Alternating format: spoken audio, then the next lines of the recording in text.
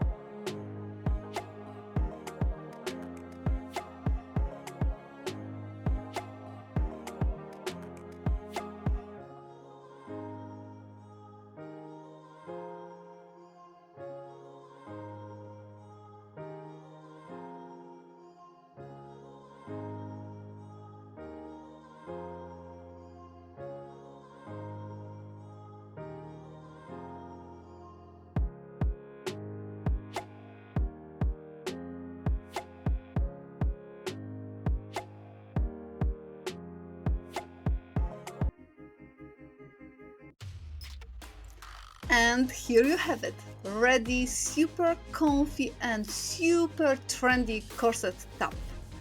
It's a lot of super, but it's really super.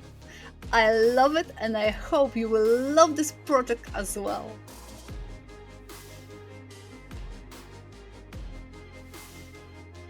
Thank you for watching. Have a great day and most importantly, have fun!